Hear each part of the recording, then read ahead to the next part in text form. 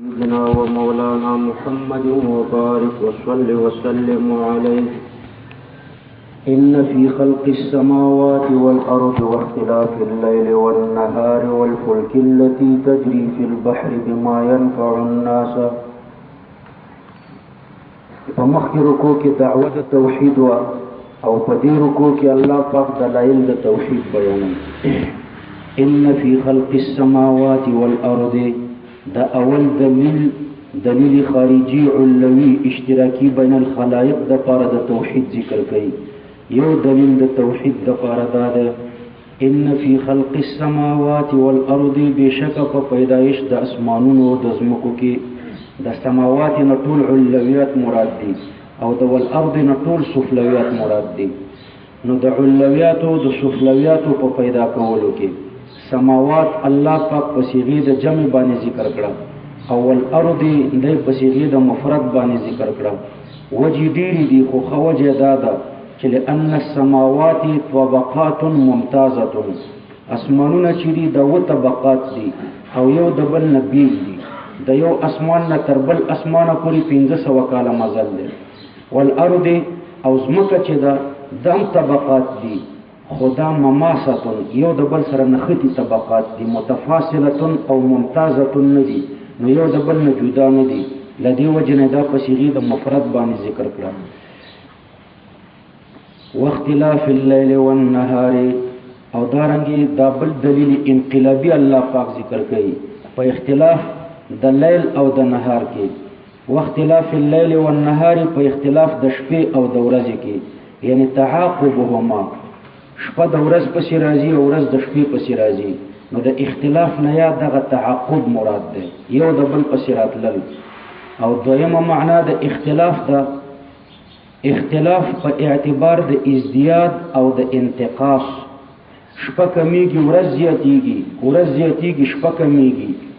دارنګه اختلاف د دواړو په مابین کې ظلمت و نورا یو تیاره ده بل رڼا ده. بیا په لفظ کې الله پاک لیل مقدم کړو لسبقه فی الخلق.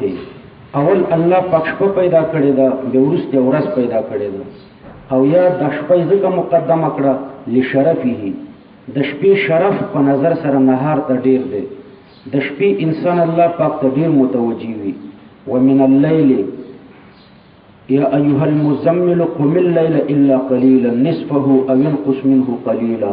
نو د شپې انسان الله پاک ته ډیر متوجي وي او الله پاک بلا کیف اسمان د دنیا ته راځي په دې اخره حصہ د شپې کې. نو واختلاف الليل والنهار والفلك التي تجري في البحر الله پاک فرمایي والفلك دا والفلك مجرور ده نو عطف ده په خلقي ان في خلق السماوات او ان في الفلك التي تجري في البحر. نو په خلقي ور عطف کا دارنګ د احتمالم پکشته چې په الليل والنهار ور عطف کا د اختلافي لاندې داخل کا. نو تاسو وایا چې و اختلاف الفلک دارنګ په اختلاف د کشته کې په اختلاف د کشتهو کې ورسته به راځي چې په دې کې لوی عبرت ده.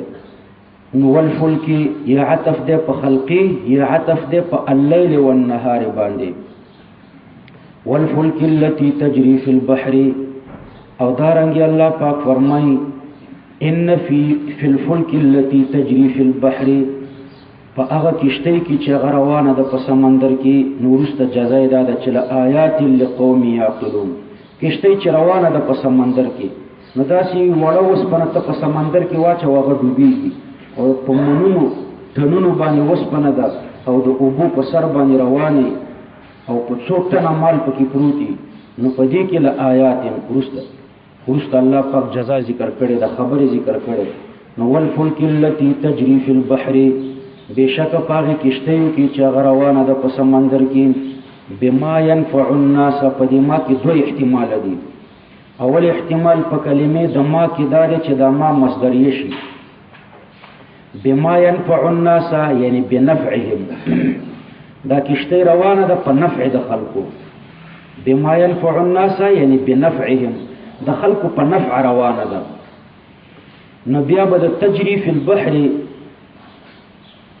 ګوره بما ينفع الناس کما مصدریه شي نو تقدیر د عبارت بدای چې والفلک التي تجري في البحر بنفع الناس په سبب د نفع د خلقو دا روانه ده نو ضمیر د فاعل به یا فلک تراجیوی ينفعو د ينفعو فعل دی ضمیر پکې مستتر دی غی فاعل دی دا ضمیر مستتر پکې فلک تراجی کا ينفع الفلک دا فلک خلقو ته نفع رسي نو دا کلمه د فلک مذکرم د لفظا او مؤنث د معنا ضمیر د مذکرم ورته راجی کیدی شي ضمیر د مؤنثم ورته راجی کیدی شي نو یا خدای ينفعو ضمیر فلک تراجی کا او یا ضمیر د ينفعو جری تراجی کا جری الفلک تجری چی په دلالت کوي بما ينفع الناس دا روانه ده بما ينفع الناس فنفع د خلقو نفع څوک رسي فاعل د ينفعو څوک ده دا جری ده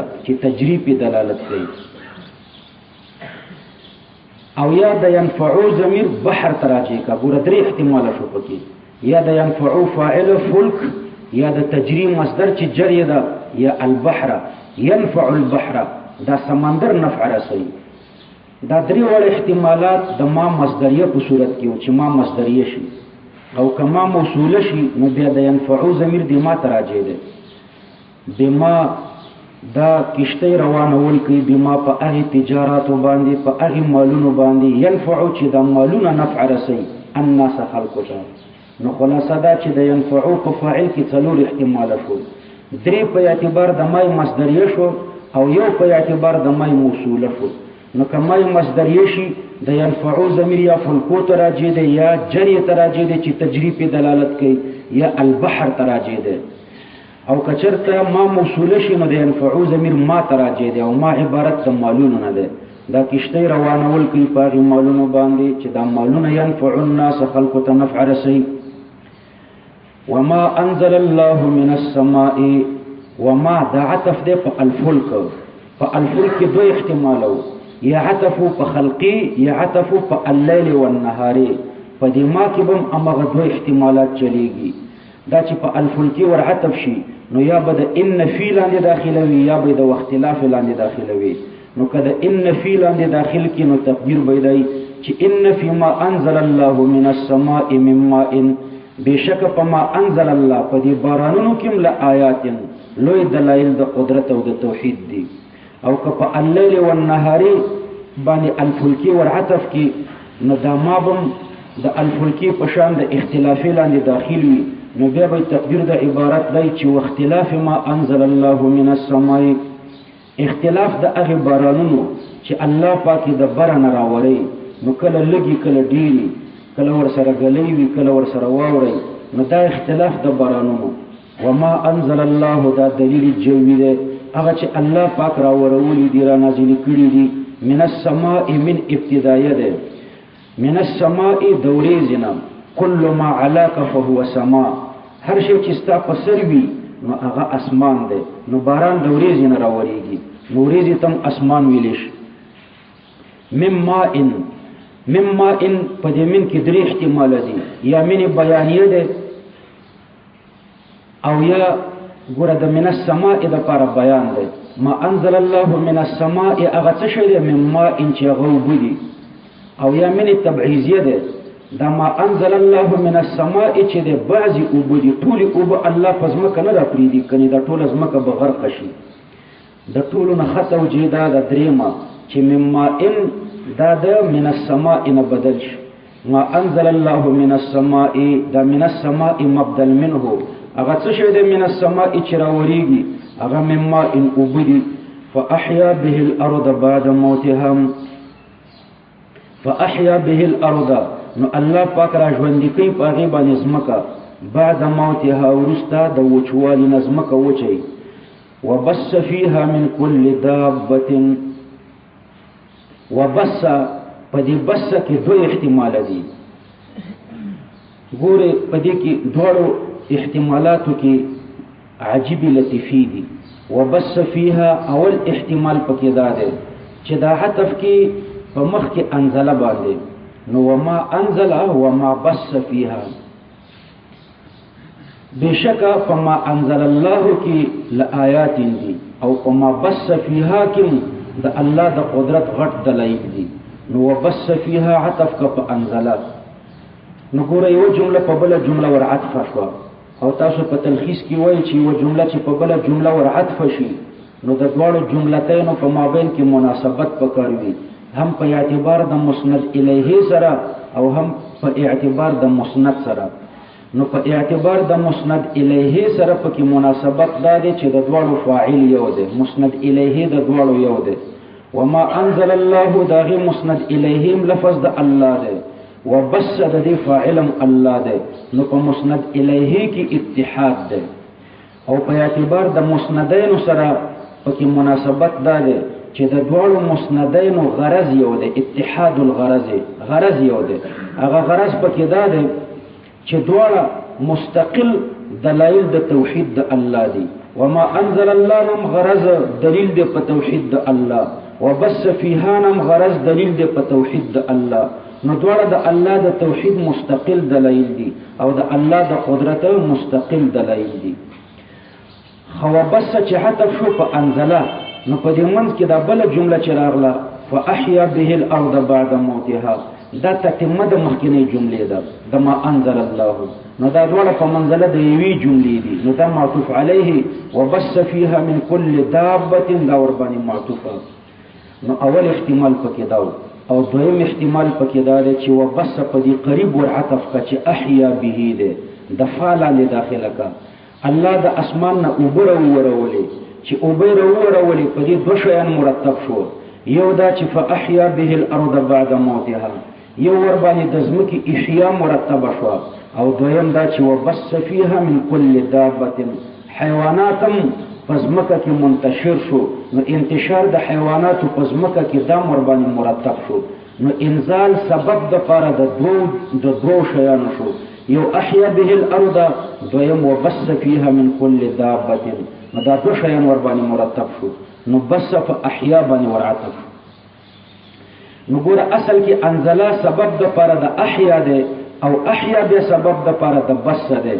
نو انزلا دا سبب قریبه د پاره د احیا ده او سبب بعیده د پاره د بس ده. د بس د پاره سبب قریبه د احیا ده. دا ځمکه چې ژوندۍ شو نو بس فيها من كل دابه، الله پاک منتشر کړ په دې ځمکه کې، منتشر کړ الله پاک په دې ځمکه کې څه شی منتشر کړ؟ من كل دابه. نو ګوره په بس کې دوه احتمال وکړه، نو په دې من کې دا دوه احتمال دي، من كل دابه.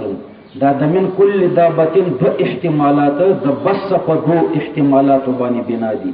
اول احتمال په بس کې دا چې دا تاسو عطف کړی و په انزله، نو چې په انزله ور عطف کړی و نو من كل دابه کې به منی بیانیه ای، دلته به من ته منی بیانیه وایو. ولې ورته منی بیانیه وایو؟ ځکه مبین شته، مبین دا کلمه د ما ده، ما انزل الله او ما بس. انزل معطوف علیه او وبس ور باندې عطف، معطوف سره د خپل معطوف علیه نه دا سله د پاره د ما شو، نو اوس ما مبین او من كل دابه دا ورته بیان. نو په اول تقدیر من كل دابه کې منی بیانیه ده، او په دې دویم تقدیر کې چې وبس د عطف کو په احیا باندې، نو چې دا په احیا باندې ور عطف کړو نو بیا خو مبین مخکې نشته، نو منی بیانیه بیا نه ده، ځکه مبین نه لري. نو چې منی بیانیه نه ده بیا منی زائده ده. نو وبس فيها كل دابه، الله پاک ټول څاروي دا په دې ځمکه کې منتشر کړو. نو په دویم تقدیر به کم منی زائد او یا من د تبعیض د پاره په دې دویم تقدیر. نو وبس فيها که په احیا باندې ور عطف کوي نو من یا زائد ده یا د تبعیض د پاره ده. بعضی د هر دابینا الله پاک په دې ځمکه کې منتشر کړو، بعضی د هر دابینا مراد د کل دابتن کل نوع من الدواب ده، کل نوع من الدواب، هر نوع د دوابنا الله په دې ځمکه کې منتشر کړو. د انتشار معنا د تکثیر بالتوالد، د توالد په وجه ډیر کړه، نو چې ډیر شي په ځمکه کې منتشر شي، نو د بس معنا د التکثیر بالتوالد. وتصریف الرياح، وتصریف الرياح الله پاک فرمایدارن اړول راړول د بادونو، مخکې بس فيها من كل دابة الله پاک ذکر کړو او دلته اړول راړول د بادونو ذکر کړو د دې وجه دا ده چې الله پاک پزمکه کې دواب منتشر کړو او کله دواب د انتشار نه ورسته بادونه نه وي نو که بادونه نه وي یو ساعت بعد ودرېږي لن تن ما بین السماء والارض د اسمان او د ځمکې په مابین کې چې څومره فضا ده دا به ټوله بدبویه شي نو د بس نه وروسته الله غټ نعمت دا وکړو چې بادونه پیدا کړه که باد نه وي نو بیا به ټوله دنیا بوی نیولی وي نو وتصریف الریاح دارنګې اړول راړول د بادونو جنوبا و شمالا قبولا و دبورا حارة و باردة دا مختلف بادونه دي والسحاب المسخر بين السماء والأرض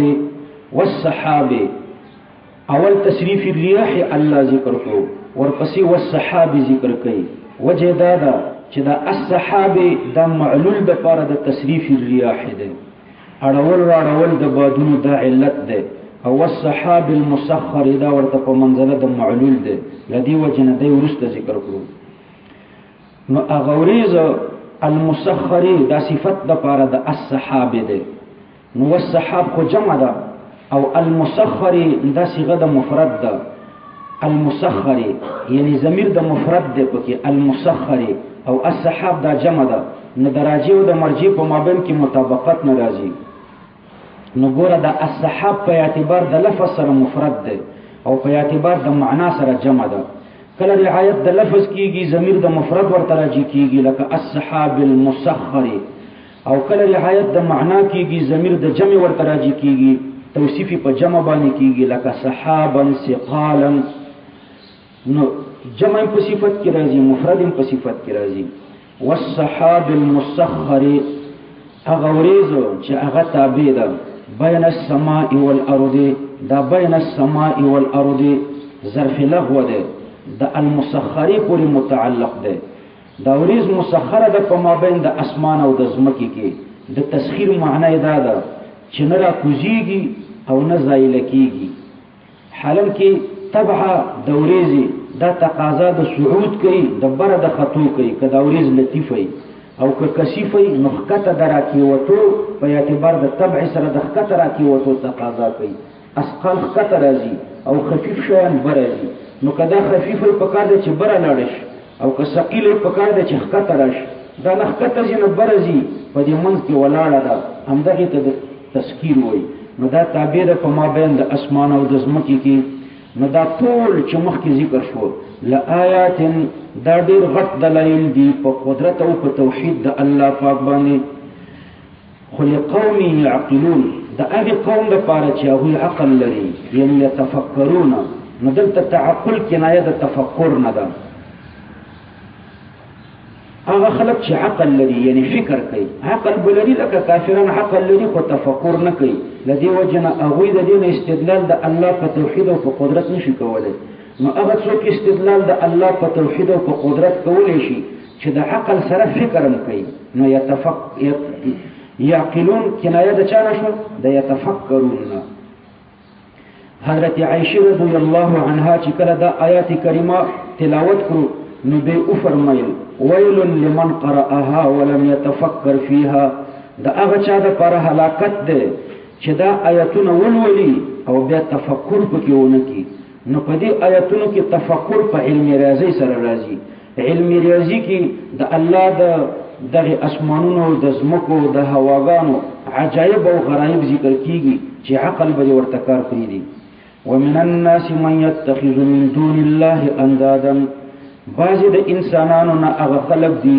يتخذو چې هغوی نیولي دي من دون الله دا حال د ضمیر د يتخذون په حال کول د متخذ کې د نیون کې چې د متجاوز د الله نه او څوک نیولي دي اندادا شریکان اندادا دا شریکان د دې معناګانې ډېرې دي خپل معنی د شریکان خو مصداق د الاصنام بوتان د الله سره شریکان کړي دي او یای مصداق د الرؤسا د دوی هغه مشران چې په تحلیل او په تحریم کې به دا غوي داسې پیروي کوله لکه مسلمانان چې د الله څنګه پیروي کوي او صوفیا کرام فرمایي چې د انداد مصداق ده ما يشغل عن الله، د چا زړه چې د الله نه مشغوله کوي، هر شی چې د انسان زړه د الله نه مشغوله کوي هغه انداد دی، هغه د انداد او مصداق دی.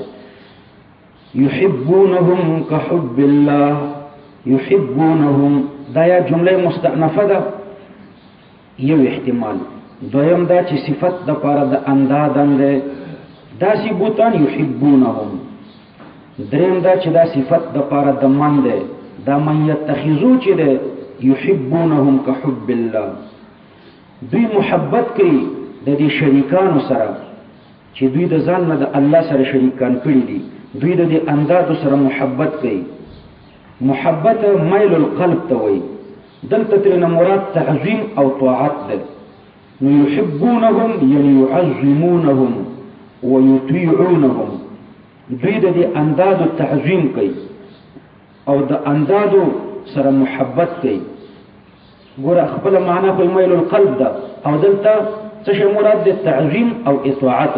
نو يحبونهم یعنی يعظمونهم ويطيعونهم، د دې غیر الله تعظیم کوي او د دې غیر الله اطاعت او پیروي کوي، او داسې پیروي کوي که حب الله، یعنی کما يعظمون الله ويطيعون الله، لکه څنګه چې د الله تعظیم کوي او څنګه چې د الله پیروي کوي، نو همداسې د غیر الله پیروي او تعظیم هم کوي. نو غیر الله د الله سره شریک کوي. نو ښه معنی دا ده يحبونهم كحب الله والذین آمنوا، په دې خو به شو که نه؟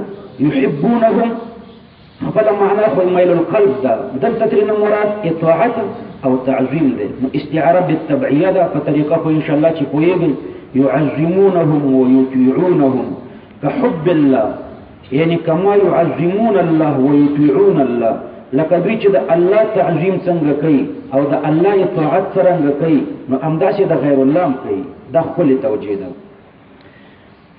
او بله دویمه توجیه پکې دا ده يحبونهم یعنی يطيعونهم ويعظمونهم، د غیر الله اطاعت کوي او د غیر الله تعظیم کوي. كحب الله یعنی کالحب اللازم علیهم لله، لکه څرنګه چې د الله محبت په دوی لازم وو. نو د الله محبت چې څرنګه لازم دی همداسې محبت دوی د غیر الله سره کوي. نو د الله سره محبت به نه دی کړی، صرف د الله محبت په لازم وو. په اوله توجیه کې د الله سره محبت کولو د غیر الله سره هم کولو، دواړه محبتونه یو برابر وو. خو په دې دویمه توجیه کې د الله سره محبت نشته، د غیر الله سره محبت دی. خو د غیر الله سره دومره محبت دی لکه څومره محبت چې د الله سره پکار او لازم او ضرور وو، اگر چې دوی نه دی کړی. نو که حب الله د دې معنا شو کالحب اللازم علیهم لله. درېمه توجیه ده يحبونهم، دوی د دې اندادو تعظیم کوي او د دې اندادو سره محبت کوي. كحب الله یعنی كحب المؤمنین الله، لکه مؤمنان چې څومره د الله سره مینه کوي. نو بیا هم ګوره دوی د الله سره مینه نه ده کړې. په دې درېیمه توجیه د کافرانو د الله سره مینه نه ده کړې. كحب الله نه د مؤمنانو مینه مراده شوه، لکه مؤمنان چې د الله پاک سره څومره مینه کوي. والذین آمنوا اشد حبا لله، هغه خلک چې مؤمنان دي اشد حبا لله، هغوی زیات دي په اعتبار د محبت سره الله ته، یعنی د هغوی مینه د الله سره ډیره ده. د الله سره ولې مینه ډیره ده؟ لخلوصه عن الشرک. د کافرانو د بوتانو سره مینه ده، خو د مؤمنانو چې د الله سره څومره مینه ده دا زیاته ده، ځکه د مؤمنانو مینه د الله سره د شرک نه خالی ده، او د کافرانو مینه چې د بوتانو سره ده دا د شرک نه خالی نه ده. دویمه وجه دا ده چې د مؤمنانو مینه چې د الله سره ده نو دا د طرفینو نه ده. اول د الله د طرف نه مینه شروع شي، بیا د بندگانو د طرف نه شروع شي. او په خلاف د کافرانو د اندادو چې د یو طرف نه مینه ده، د کافرانو د اندادو سره مینه ده، او د اندادو د سره د دوی سره مینه نشته. او درېیمه دا ده چې مؤمنانو مینه د الله سره ځکه ډیره ده چې په حالت د ضرا او د سرا، د شدت او د راحت، په هر حالت کې دوی د الله سره مینه کوي.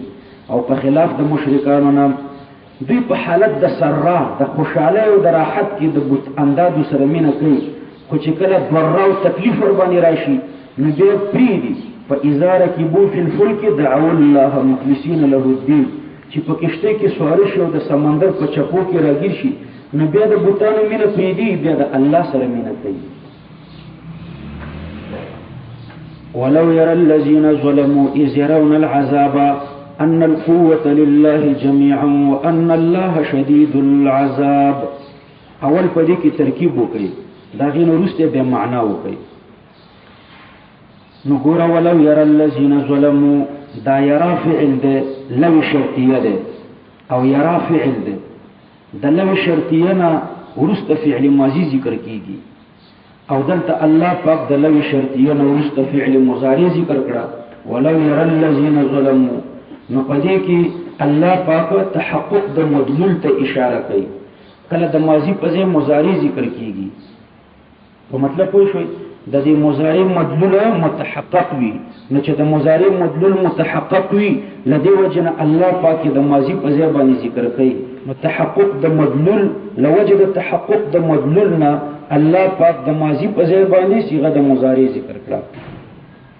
نو ولو يرى الذين ظلموا په خبره پوه شئ کنه ګور الله دا په ماضی باندې ورداخليږي او دلته په مضارع ورداخل کو لتحقق مدلوله ځکه مدلول متحقق ده.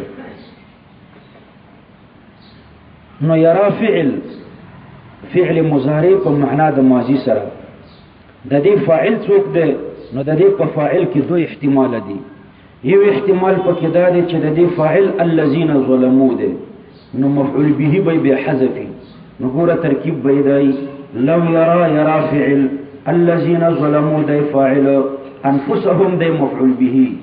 کچرته وګوري ظالمان خپل ځانونه انفسهم ورته مفعول به دا یو ترکیب. او دویم ترکیب ورته دا دی چې يرى فعل ضمیر د سامع هغه ورته فاعل او الذين ظلموا دا ورته مفعول به.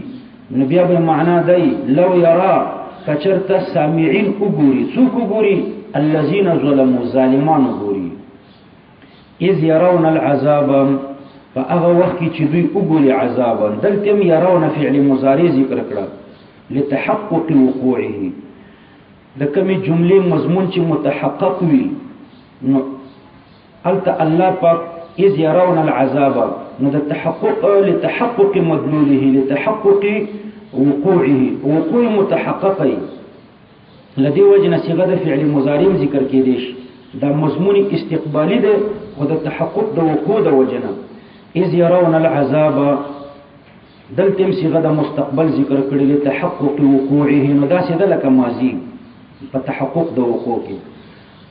ان القوه لله جميعا ان القوه دا قائم مقام د مفعولين د يرى ده.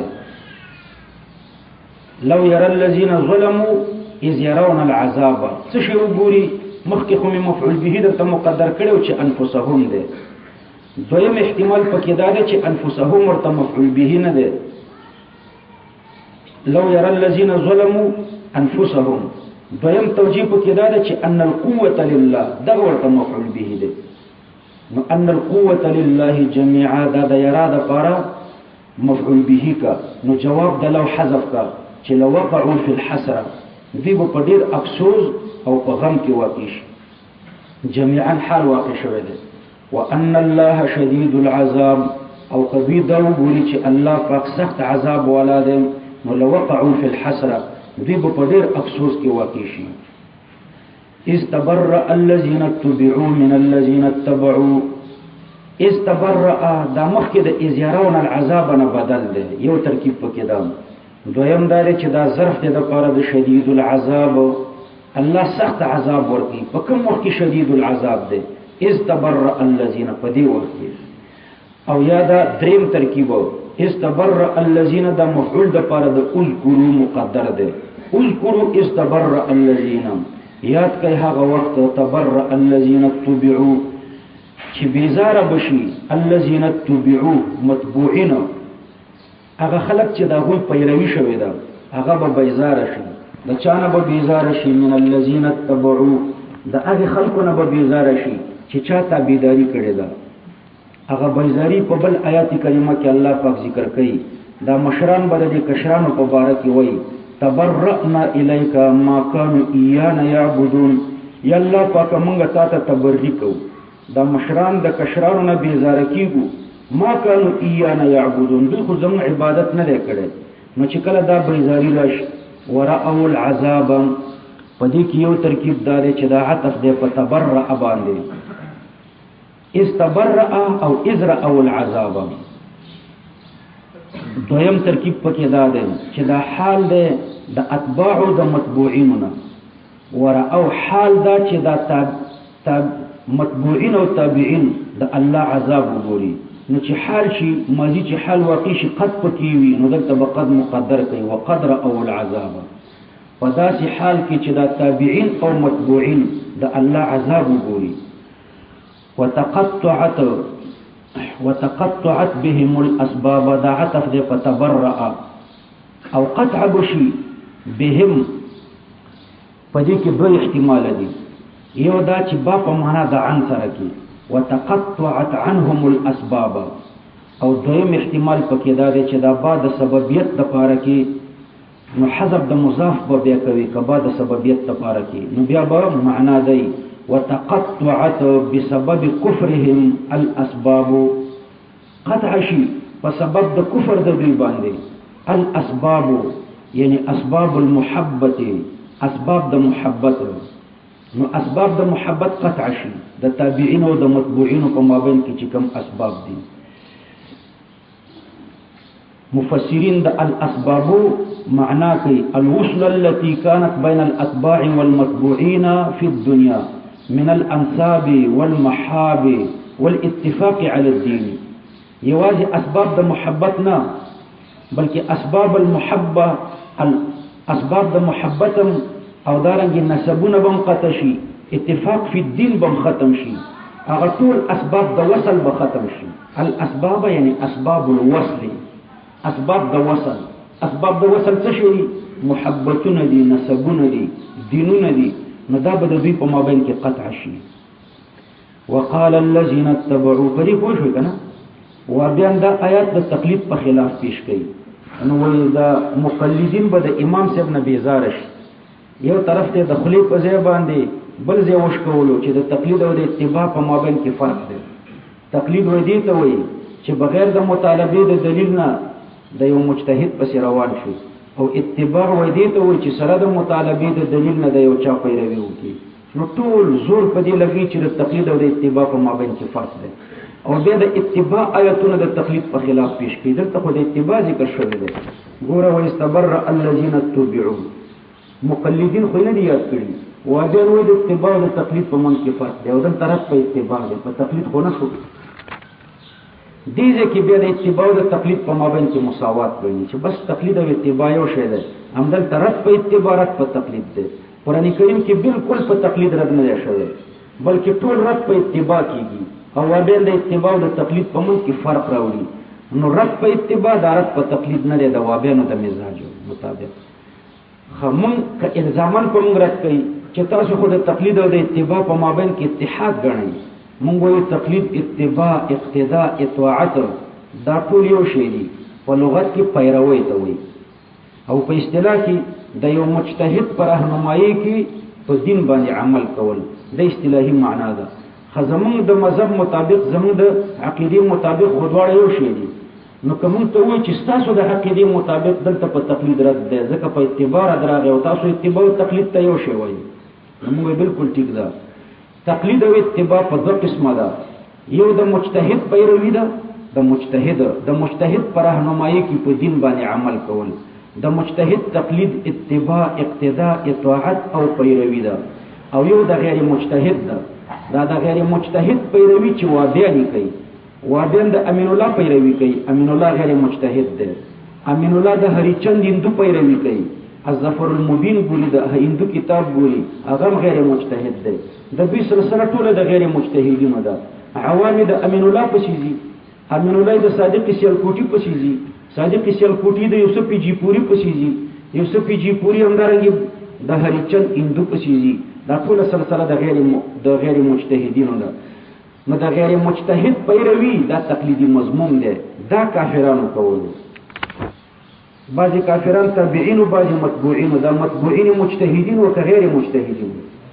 غیر مجتهدین نو د دوی د متبوعین غیر مجتهدینو دا د وابیانو تقلید دی، د وابیانو اتباع ده. دوی د غیر مجتهدینو پیروي کوي او دا زموږ اتباع او تقلید دا د مجتهدینو دی. نو د مجتهدینو په پیروي الله رد نه دی کړی، د غیر مجتهدینو په پیروي باندې الله پاک رد کړی دی. دلته د غیر مجتهد په پیروي رد دی. د کافرانو متبوعین چې و د غیر مجتهدینو. ګوره شودي پای بعضې حلالې دي بعضې حرامې دي. د غوا شودي حلالې دي او د سپۍ شودي حرامې دي. نو پیروي هم داسې دوه قسمه ده. د مجتهد پیروي واجبه ده او د غیر مجتهد پیروي حرامه ده. کافرانو د غیر مجتهد پیروي کوله وابیان هم داسې کوي، او مسلمانان چې دي مقلدین دوی د مجتهد پیروي کوي. نو استبرأ الذين اتبعوا من الذين اتبعوا ورأوا العذاب وتقطعت بهم الاسباب. د الاسباب خو معنا څه شو؟ اسباب الوصل. اسباب الوصل به څومره دي؟ ډیر زیات دي. کله نسبی، کله محبتی، کله اتفاق علی الدین، کله مالداری وی، کله یو بل کاروباری، کله وطنداری وی، کله قومیتی. دغه ټول اسباب د وصل به ختم شي. د شاه منصور بابا رحمه الله په قران کریم کې دلته تقدیر لګیدل اسباب المحبه. نو دا یو جزئی ذکر شوی دی. خو تقدیر ورته دا دی اسباب الوصل. هغه د پیوست کېدو اسباب چې څومره دي هغه به ټول ختم شي. وقال الذين اتبعوا لو ان لنا كرة فنتبرأ منهم. ها دلته اوس یو خو اسانه ترجمه ده، خلاصه دا ده چې دا کشران به وایي چې الله پاک بیرته موږ دنیا ته ولېږه چې موږ د دوی نه بیزاره. اسانه خیال ته معنا دا راځي کنه، خو په دې معنا بدل ته تقدیر لګوي. وقال الذين اتبعوا وبوي هغه کسان چې هغوی پیروي کړې ده لو ان لنا ولهم کرة، ولهم به مقدر کوي چې کچرته زمون او د دې متبوعینو د دې مشرانو دپاره دنیا ته واپس شي، دنیا ته موږ او دوی دواړه واپس شو، نو هلته به په دنیا کې بیا موږ د دوی نه بیزاره شو. نو دنیا کې چې کشران د مشرانو نه بیزاره کېږي خو دواړه به دنیا ته راواپس کېږي. نو یوازې خو به کشران نه راواپس کېږي، یوازې کشران ته راواپس شي او مشران عمل ته پاتې وي، نو د بیزارۍ تصور بیا نه کېږي. نو مطلب دا دی چې یا الله پاکه کاش کې موږ او دوی، نو لو ان لنا ولهم کرة، موږ او دوی دواړه دنیا ته واپس شو. نو چې دواړه دنیا ته واپس شو بیا به په دنیا کې موږ د دوی نه بیزاره شو، کما تبرئوا منا، لکه دوی چې دلته زموږ نه بیزاره شو. دا خو اسانه معنا ده. او که بغیر د تقدیر نه معنا جوړوئ نو د دوی مطلب دا ده چې لو ان لنا کرة، دا کشران به وایي چې کچرته موږ تابعین یوازې متبوعین دي همدلته په دوزخ کې پاتې وي، خو که دا موږ تابعین یوازې دنیا ته لاړ شو نو په دنیا کې به د الله عبادت وکړو. چې د الله عبادت هم وکړو بیا به مړه شو، نو چې مړه شو بیا به آخرت ته راشو، نو د خپلو متبوعینو نه به تبري وکړو. دلته په آخرت کې به د متبوعینو نه تبري اعلان کړو، ځکه متبوعین خو دلته پاتې دي.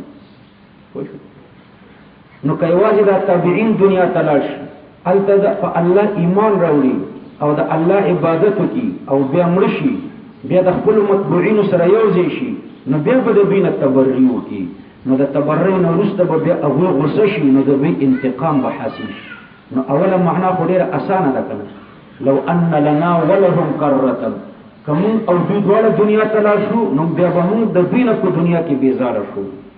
نو یا حذف د معطوف پکې وکړه لو ان لنا ولهم کرة، او یا تغلیب باندې قول وکړه چې ذکر د لنا دی او لهم هم پکې داخل دی. لو ان لنا کرة، کچرته وې زمونږ دپاره کرة، دا منصوب دی خو ولو ان لنا کرة یعنی رجعة الى الدنيا، که زمونږ دپاره لو ان کرة لنا، که زمونږ دپاره رجعت واپس کېدل وې دنیا ته، فنتبرأ دا منصوب دی جواب د تمنی دی، لوی تمنایه دی. فنتبرأ منهم، نو موږ به د دوی نه بیزاره شوي وې. کما تبرؤ منا کاف په معنا د لام تعلیلیه سره ده لما تبرؤ منا ځکه دوی زمونږ اوس بیزاره شو او یا کاف تشبیهیه ده لکه اوس چې دوی زمونږ بیزاره شو کذالک دا په زید مفعول مطلق کې د خپل ما بعد د پاره د یریهم د پاره مفعول مطلق دی په اعتبار د موصوف او د متعلق محذوف سره نو کذالک یریهم الله اعمالهم دارنګ به الله پاک دوی ته خی اعمالهم د دوی اعمال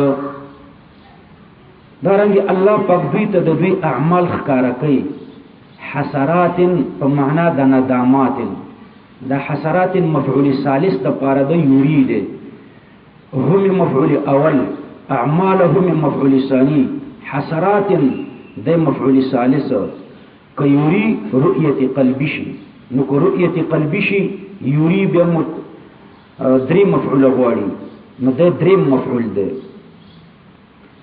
او کوي حسرات او یا دم جایزه ده چې حسرات د حال ده د اعمالهم نه په حال کول د اعمال د دوی کې ندامات چې دا به خیمانتیا وي نو خی دوی ته الله پاک اعمال د دوی اعمال ورته خی اعمال څنګه ورته خی د اعمال به حسراتی اعمال باندې به خیمانتیا وي نو ما ترکو من الحسنات يندمون على تضييعها کم اعمال چې ترنه پاتې وي نو دوی به خیمانه چې کاش کرانه نه وي پاتې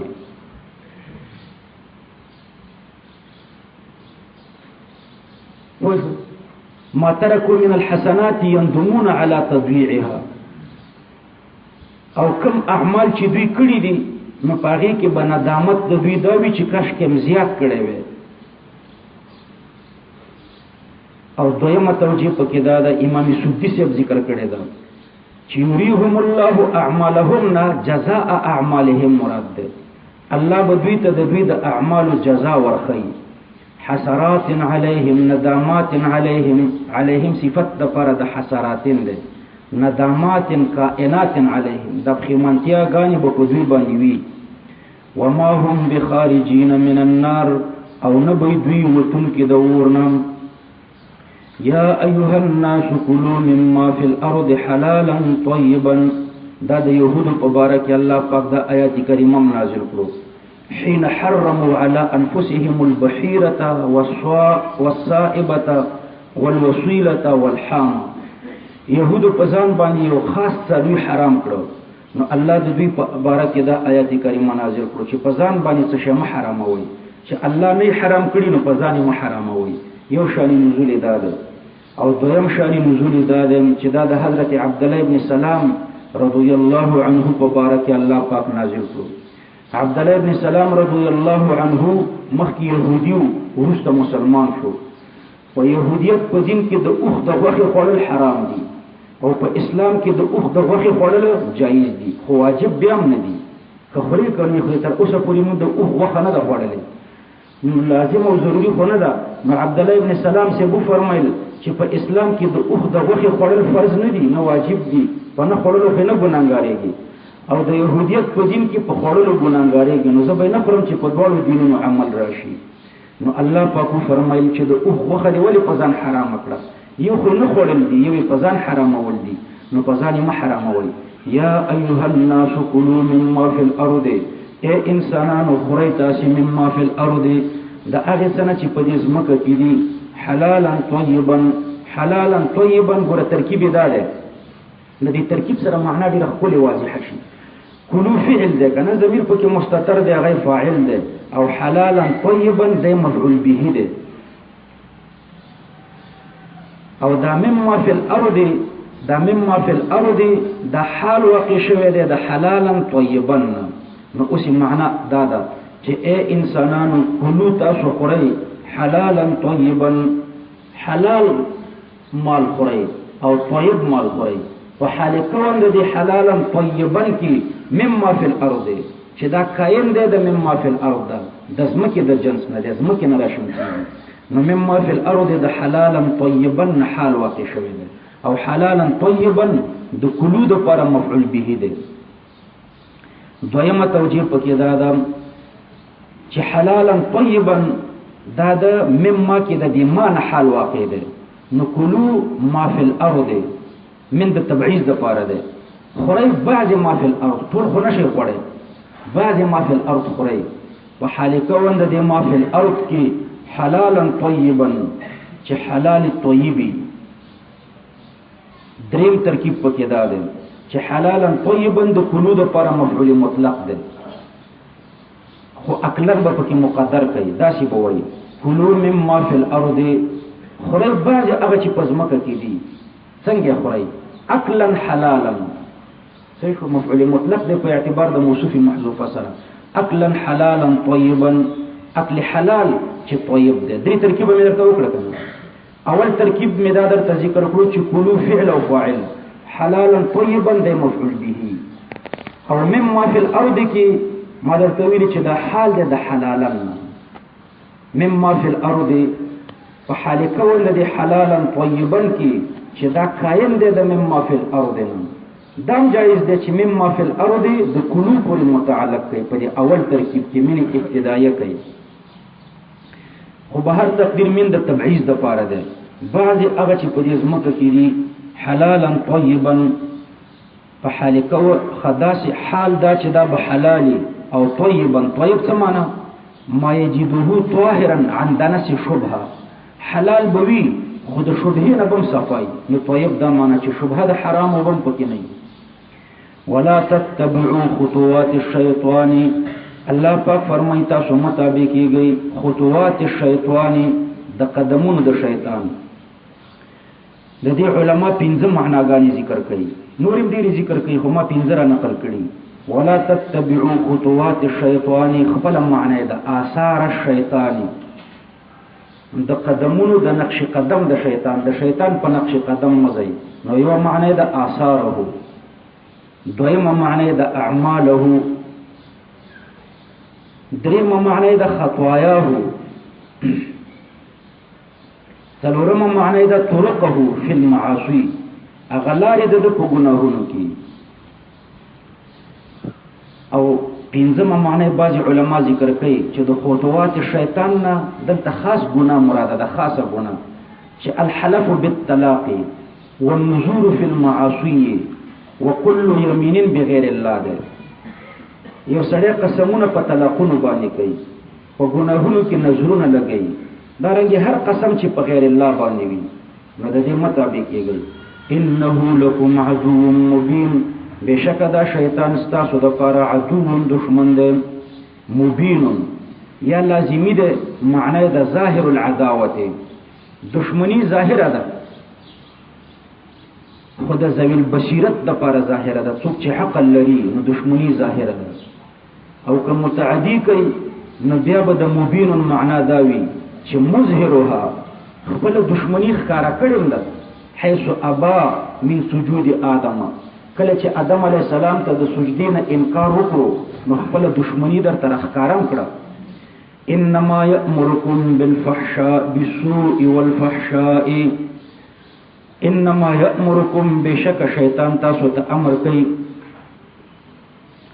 انما یأمرکم دا د عدو مبین د پر الله پاک دلیل پیش کوي.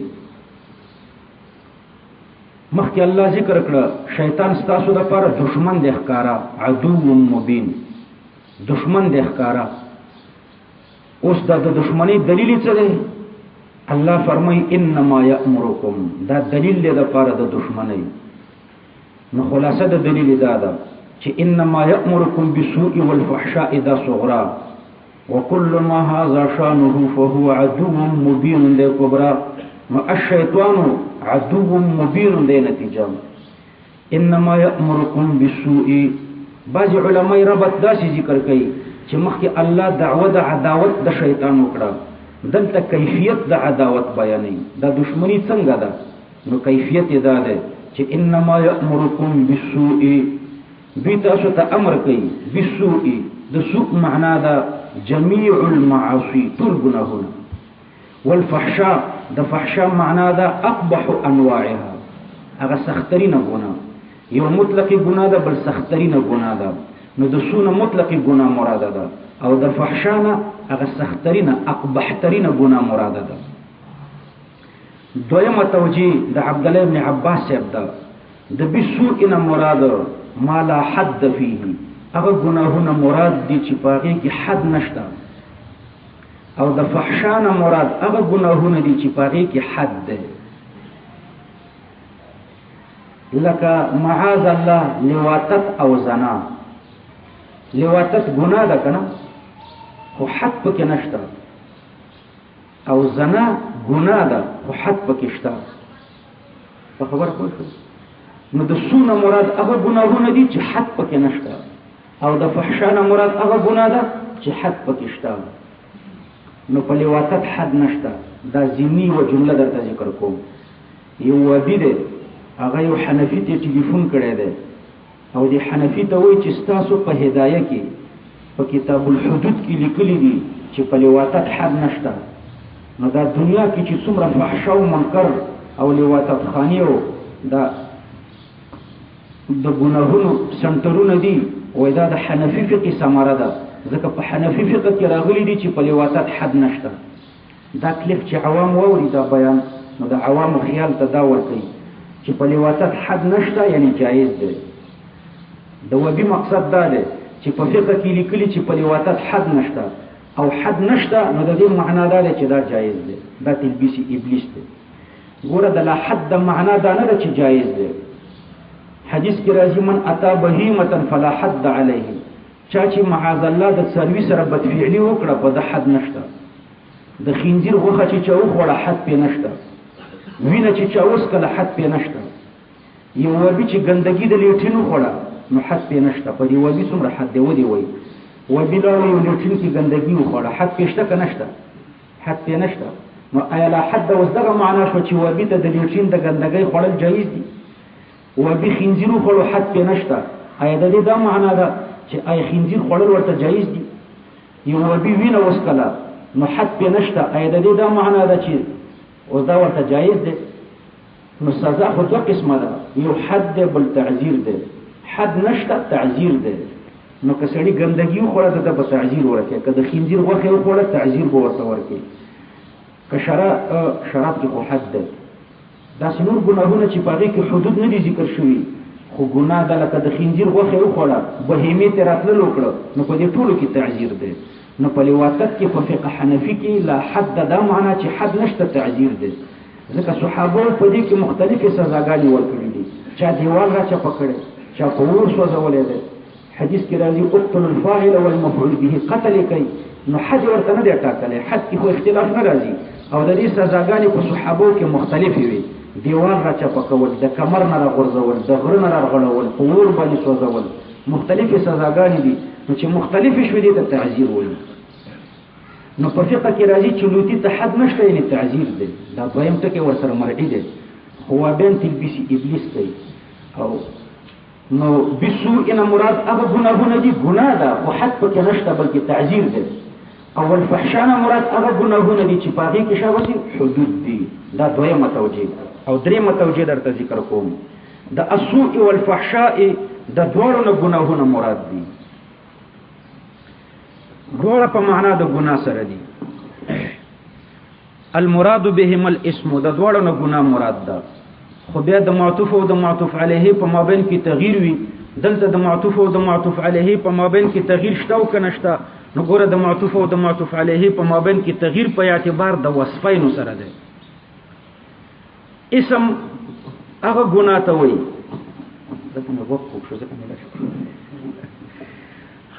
اسم او فحشا د دې دواړو په مابین کې تغییر ده نو تغییر په اعتبار د وصفینو سره ده امدی ګناه ته سوء وایي او امدی ګناه ته فحشا وایي خو سوء ورته په یو اعتبار وایي او فحشا ورته په بل اعتبار وایي سوء د دې وجه نه ورته وایي چې لاغتمام العاقل به لاغتمام العاقل به عاقل سړی پې غمجن کېږي نو ځکه ورته سوء وایي او فحشا د دې وجه نه ورته وایي لاستقباحه ایاه چې عاقل سړی بد ګڼي عاقل سړی قبیح ګڼي له دې وجه نه ورته فحشا وایي نو انما یأمرکم بالسوء والفحشاء الله پاک فرمای شیطان تاسو ته امر کوي بالسوء په سوء باندې د امر معنی د وسوسه والمراد بالامر وسوسته وسوسه درته اچي په دې کې دغه د اعتراض درته کوم چې شیطان امر کوي نو امر خو د اعلی د طرف نه ادنا ته کیږي نو شیطان اعلی شو او موږ تاسو ادنا شو نو دا خو د شیطان د لپاره په موږ غلبه راغله او الله پاک په آیات کریمه کې فرمایي چې د شیطان د لپاره الله په مسلمان باندې سلطان نه دی پیدا کړی غلبه پرې نه دی پیدا کړی نو تاسو ورته جواب ورکړئ چې د امر نه مراده وسوسه ده او وسوسه تقاضا د سلطان نه کوي نو الله پاک فرمایي انما یأمرکم بالسوء والفحشاء بشک شیطان تاسو ته امر کوي بالسوء والفحشاء بالسوء اوله معنا پکې اولاد چې د سوء نه مراد ټول ګناهونه شي او د والفحشاء نه مراد اقبح انواعها فبحترین نوع د ګناهونه شي وان تقولوا على الله ما لا تعلمون او شیطان تاسو ته د امر کوي ان تقولوا على الله چې تاسو وایي په الله پاک باندې ما لا تعلمون وان تقولوا في موضع الجر عطف على السوء دا په السوء باندې وعطف دی نو شیطان وسوسه د سوء درته اچي او وسوسه د دې درته اچي ان تقولوا على الله چې تاسو وایي په الله پاک باندې ما لا تعلمون هغه چې تاسو پې نه پوهیږئ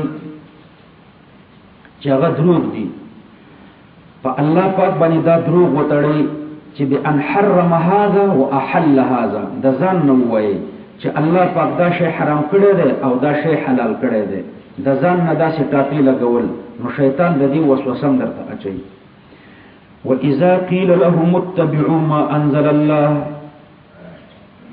قالوا بل نتبع ما ألفينا عليه آباءنا وإذا قيل فعل دی وإذا قيل لهم هم ضمير الناس تراجع دی وإذا قيل لهم چکل اویل شي الناس تا الناس مخکې ذکر شوی یا ایها الناس کی نو چکل اویل شي الله پاک فرمای لهم دی الناس تا اتبعوا ما انزل الله نو ضمیر چا تراجع شو الناس تا پیا ایها الناس کی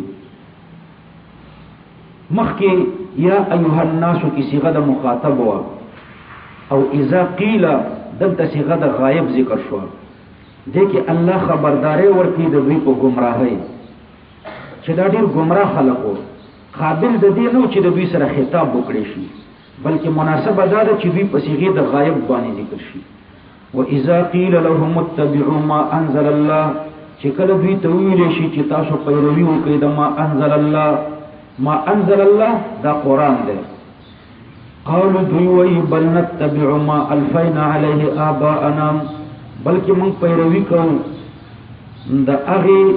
د هغې خرافاتو الفینا علیه آباءنا چې مونږ په هغې باندې خپل پلاران موندلي دي الفینا دا متعدد دو مفعولینو ته مفعول اول پکې آباءنا دی او مفعول ثانی پکې علیه دی دا علیه مفعول ثانی دی خو مفعول ثانی په مفعول اول باندې مقدم ذکر شو دویمه توجیه پکې دا ده چې الفینا متعدد یو مفعول تا او علیه چې د حال د آباءنا نو ما الفینا آباءنا کائنین علیه چې کله دوی ته ویلی شي چې د ما انزل الله تابع شي نو دوی وایي چې مونږ تابع کېږو د هغې چې مونږ ورباندې خپل پلاران موندلي دي امین الله د اصلي نوم نیاز محمد دی دا نیاز محمد کونړی د آیات کریمه د تقلید په خلاف لیکي وایي ګوره د تقلید په خلاف قرآنی دلایل یو قرآنی دلیل دا لیکلی دی واذا قیل لهم اتبعوا دلته په اتباع رد دی که په تقلید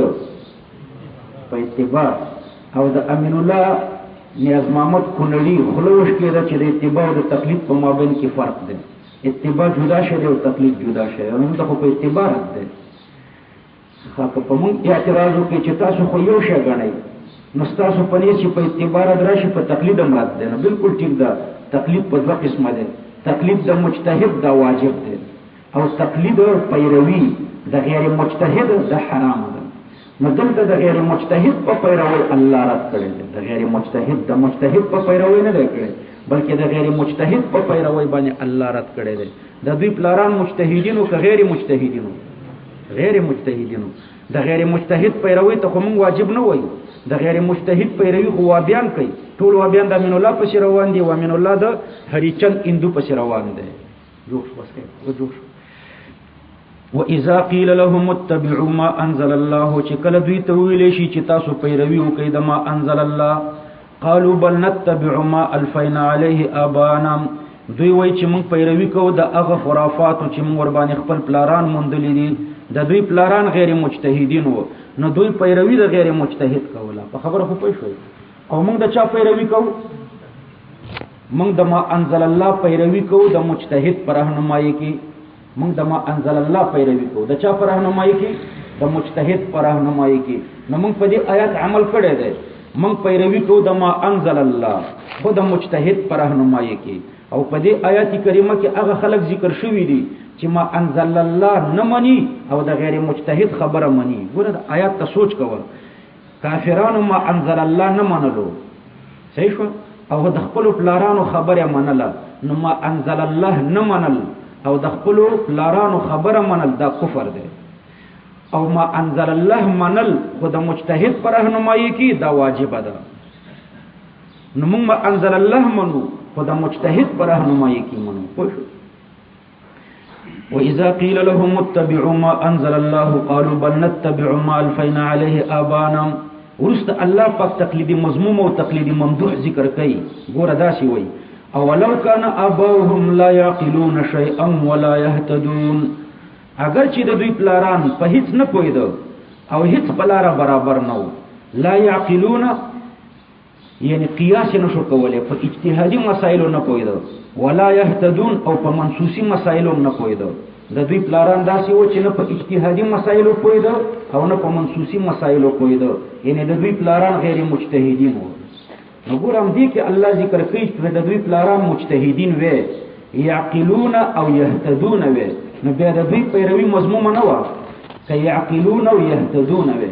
خدلته الله پاک ذکر کوي چې د دوی د داسې پلارانو پیروي کوله چې لا يعقلون ولا يهتدون.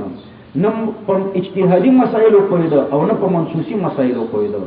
دا د وابیانو دومره یتیم مسلک دی چې په آیتونو په حدیثونو کې تحریف او کتمان ونه کی یو مسله نشي ثابتوله. دوی د آیات دومره را نقلي ابا انا پوری دا اولو کان په یو کتاب کې نه لیکي. حالانکه اولو کان کې تقلیدی مضمون ذکر شوی دی چې تقلیدی مضمون اتباع مضمومه چې دا د حرام ده. د لا يعقلون او د لا يهتدون ولا پیروي حرام ده. په دې پوه شئ. لا يعقلون سمانه قیاس نه شو کوله ولا يهتدون سمانه په منسوسي مسایلو نه پوهیدو نه په غیر منسوسي مسایلو پوهیدو او نه په منسوسي مسایلو. او ولو کان جواب د لو حذف دی او ولو کان نو بعض علما فرمایي چې اولو کان کې لوی شرطیه دی جواب حذف دی چې لتبعو اول د حال د پاره دی او یا د عطف د پاره دی. نو الله پاک فرمای اولو کان اباهم لا يعقلون شيئا ولا يهتدون. اگر چې د دوی پلاران لا يعقلون شيئا په هیڅ باندې نه پوهیدا ولا يهتدون یعنی نه په اجتهادي مسایلو باندې پوهیدا او نه په منسوسي مسایلو. ومثل الذين كفروا كمثل الذي ينعق بما لا يسمع الا دعاء ونداء صم بكم عمي فهم لا يعقلون. په دې آیات کریمه کې یو څو توجیهات درته ذکر کوم. اوله توجیه پکې دا ده چې دا آیات کریمه د مشرکانو په باره کې الله پاک نازل کړی دی. نو په دې تقدیر باندې به تاویل ته ضرورت نه وي. نو معنا د آیات بدای ومثل الذين كفروا مثال د مشرکانو فی دعائهم الاوثان چې دوی خپل بوتانو ته چغي وهي کمثل الذي ينعق دا په مثال د هغه کس دی ينعق چې چغي وهي بما لا يسمع دا چې چغي وهي چې د چغي څوک نه اوري. لکه آیات کریمه کې الله پاک په بل ځای کې فرمایي ان تدعوهم لا يسمعوا دعاءكم. کتا سو بوتانو ته چغي وهي نو تاسو چغي هغه نه اوري. دا څنګه ترجمه شوه؟ مثل الذين كفروا مثال د مشرکانو پڅ کې فی دعائهم الاوثان چې خپل بوتانو ته چغي وهي. نو د دوی مثال کمثل الذي دا پشان د هغه سړی دی ينعقو چې هغه چغي وهي بما پداسي چغو لا يسمعو یعنی لا يسمعو احد هیڅ څوک د چغي نه اوري. دویمه توجیه پکې دا ده چې دا آیات کریمه د مشرکانو په باره کې نه دی نازل بلکې د یهودو په باره کې نازل دی نو تشبیه بیا جواب د یهودو تراجه دی جواب د یهودو دا چې بل نتبع ما الفینا علیه آبانا د دوی جواب دا نو الله پاک فرمای مثل الذین کفروا مثال د یهودو په جواب کې کمثل الذی لکه پشان د مثال د هغه سړي دی ينعقو چې هغه اوازونه ورکي بما په داسې اوازونه باندې لا يسمعو چې د اواز څوک نه اوري نو دا د يهودو جواب څوک نه اوري ځکه به مفهومه جواب دی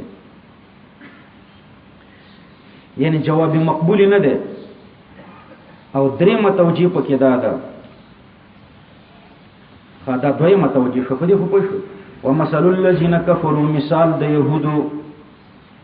د يهودو په جواب کې کمثل الذي ينعق پشان د هغه کس دی چې هغه اوازونه کوي بما لا يسمعو په داسې څه باندې چې هغه نه اوري یو سړی بهایم متوازونه کوي او بهایم نه اوري نو دلته د اواز کوونکې په خپل اواز باندې د یو صحیح معنا قصد نه کړي دا رنګ کافرم جواب مقبول نه ذکر کړي درېمه توجیه پکې دا ده چې دلته غرض تشبیه د حال د کفارو دی